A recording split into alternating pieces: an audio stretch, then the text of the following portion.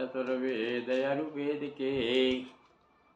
ऋषियों तुम्हें प्रणाम, गुरु को आशीर्वाद दें, पाऊँ शुभ परिणाम। बोलिए वेद भगवान की जय।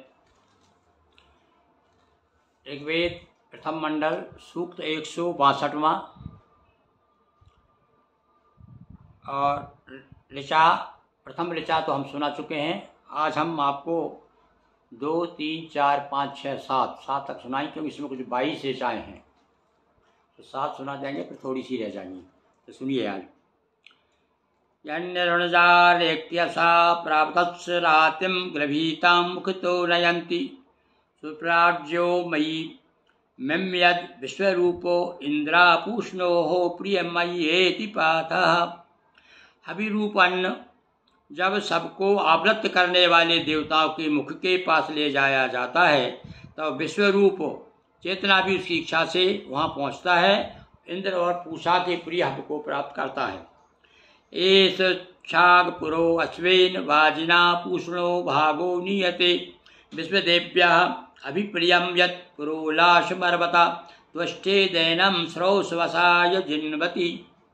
बलशाली अश्वों के आगे जब यह यज लाया जाता है, तब यजमान इस अश्व के साथ अज को भी प्रिय लगने वाले पुरोडास आदि का भाग देकर यशस्वी होते हैं। अब यहाँ अज के 2 अर्थ हैं भाई। अज तो देवता भी है और अज बकरई को भी कहते हैं।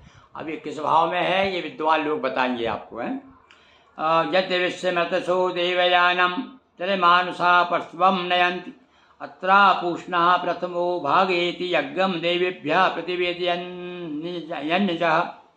यजमान जब हविष्य को तीनों देवयान मार्गों में अश्व की तरह संचरित करते हैं, तब अज उस हव्य का भाग पाकर पृथ्वी पर देवताओं के निमित्त यज्ञ कार्य को पूर्ण करता है।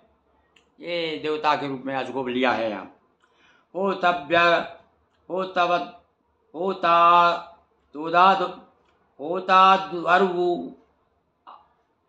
अर्युरावता अग्निभिन्दो ग्रामग्रावः उत संसुता सुविप्रः तेन यज्ञेन स्वरम कृतेन विशिष्टेन वक्षणा च प्रदद्धम्। हे ऋषियों, तुम होता अध्वर्यु प्रतिप्रस्थाता अग्निद्र ग्रामस्तोता प्रशास्ता प्रज्ञावान ब्रह्मा आदि सब प्रकार के सज्जित इस यज्ञ को अपने उद्देश्यों की पूर्ति के लिए करो। अब ये देखिए कितने नाम दिए। ये सब कर्मचारी है, यानी यज्ञ को संपन्न कराने वाले हैं। ब्रह्मा से लेकर के, ब्रह्मा है हवि देने वाला, मंत्र पढ़ने वाला, तैयारी करने वाला, स्थान इधर से उधर सामान लाने, यानी कितने लोग लगे रहते हैं, पर इन सबकी संज्ञा है भाई। सबको किसी न किसी काम बटा हुआ है यज्ञ का, कि कौन को क्या काम करना है। सुनिए फिर से कौन कौन बताया है। अब 1-12 अलग से हम बताएंगे आपको। अध्वर्यु कौन होता है, होता कौन होता है, ये अलग से हम आपको एक दिन बताइए। तो होता अध्वर्यु प्रतिप्रस्थाता अग्निद्र ग्रावस्तोता प्रशास्ता प्रज्ञावान ब्रह्मा, ये सब जो है ब्रह्मा से लेकर के सारे लोग यज्ञ को संपन्न कराते हैं। उपव्रस का उतये उपवास चसालम ये अश्वयूपाय तक्षति ये चारवते पचनम संवरन्त्युक्तो तेषामभिर्कृतिनम इनवतु।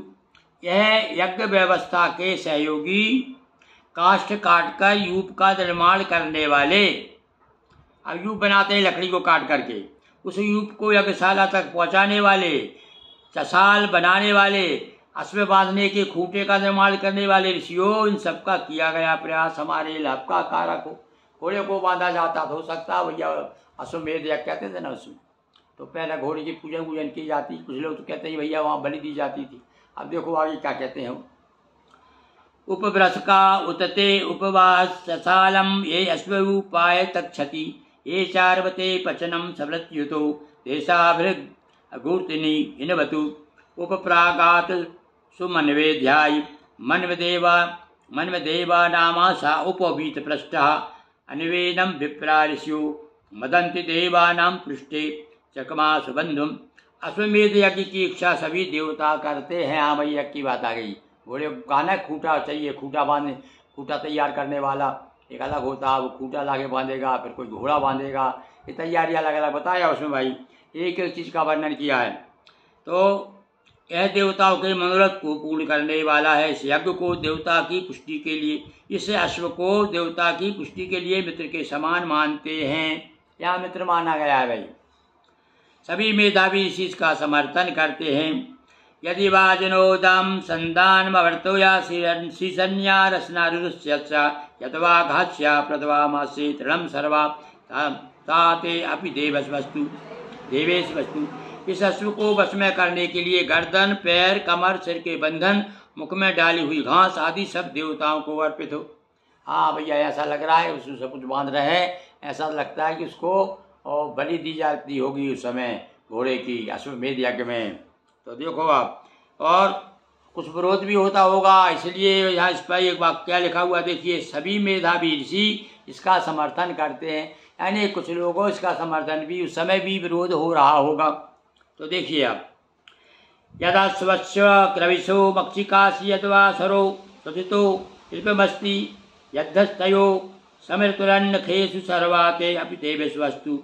मक्खियों द्वारा अश्वी जिस विकृत भाग का भक्षण किया जाता है, जो भाग तापदायक गर्मी में लगता है, जो यजमान के हाथों और नाखूनों में लगा रहता है, वे सब भी देवताओं को अर्पित हो।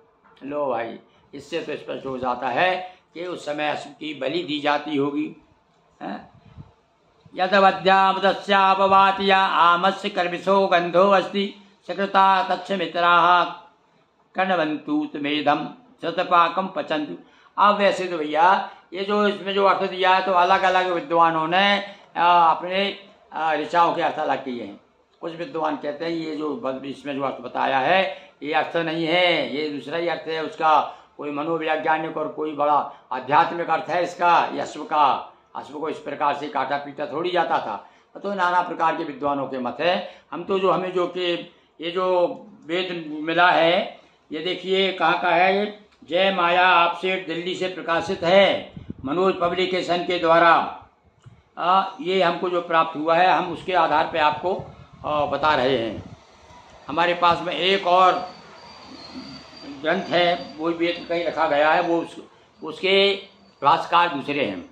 चलिए आगे क्या कहते हैं। यदोवद्यामदस्य पावती आमस्य क्रविशो गंधो अस्ति सुकृता तीक्ष्णमितारः कृण्वन्तु तमेधम श्रुतपाकम पचन्तु। यज्ञ कुंड के गर्भ से अधपचे हविरुन्न, हविरूप अन्न की जो गंध निकल रही है, उसका समन उत्तम प्रकार के किए गए यज्ञ उपचार से ही संभव है। हाँ, मतलब दुर्गंध भी आती होगी कुछ जो सहन नहीं हो रही है, तो क्या उसके लिए दूसरे प्रकार से यज्ञ करो जिससे कि वो दुर्गंध दूर हो जाए। बोलिए यज्ञ भगवान की जय। भाई देखिए, ये तो साधारण अर्थ है, बाकी में वेदों के अर्थ तो बड़े बड़े विद्वान वेदता है, ब्रह्मा के मुख की वाणी है, इसलिए इसका अर्थ लगाना सहज नहीं है। ये तो शब्द को पकड़ के हम कहीं से कहीं घुमाने वाले। वैसे तो वेदों का अर्थ जो है, जो परम विद्वान होते, बड़े बड़े विद्वान व्याकरणाचार्य होते हैं, वही अर्थ लगा सकते हैं। बोलिए वेद भगवान की जय। हम तो केवल जैसा हमें सहज भाव से जो मिल गया है उसके हिसाब से हम आपको सुना रहे हैं।